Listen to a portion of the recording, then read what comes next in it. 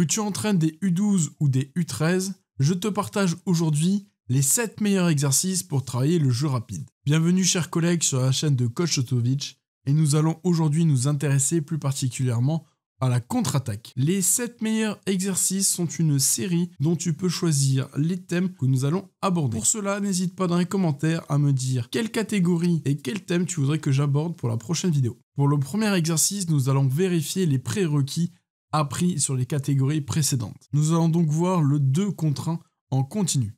2 attaquants, un défenseur par demi-terrain et les autres prolongements des lancers francs. Les 2 attaquants attaquent sur l'un des 2 défenseurs et quand le défenseur gagne le ballon, il repart avec le premier joueur de la colonne de son demi-terrain. Ceux qui viennent d'attaquer ralimentent les colonnes et on enchaîne ainsi de suite. Exercice numéro 2, nous allons faire évoluer l'exercice numéro 1. Nous allons rajouter une nouvelle notion pour améliorer la sortie de balle. La sortie de balle va se faire du même côté que le rebond. Le rebondeur devra pivoter du côté de la touche la plus proche et faire la passe au premier joueur de la colonne de ce côté. Celui des 2 qui n'est pas rentré et qui était le premier de l'autre colonne se place en défense et les attaquants alimentent les colonnes. Exercice 3, faire des choix plus rapidement. 2 contre 1 plus 1. Donc un 2 contre 1 avec un retard défensif pour potentiellement arriver sur une égalité numérique. Le but de ce retard défensif est de mettre l'attaque sous pression et de réduire le temps de prise de décision des attaquants.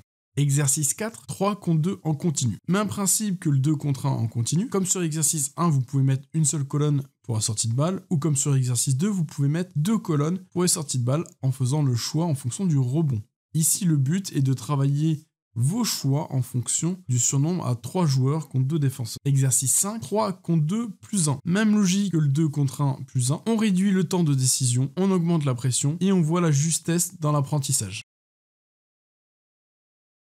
Exercice 6, 3 contre 2 plus 1 par équipe. Même exercice que le précédent, à la différence que les 2 équipes vont être définies en avance. Cela va rajouter un challenge collectif dans le but d'être plus performant que ses adversaires et en cela, ça se rapprochera davantage de nos matchs du week-end.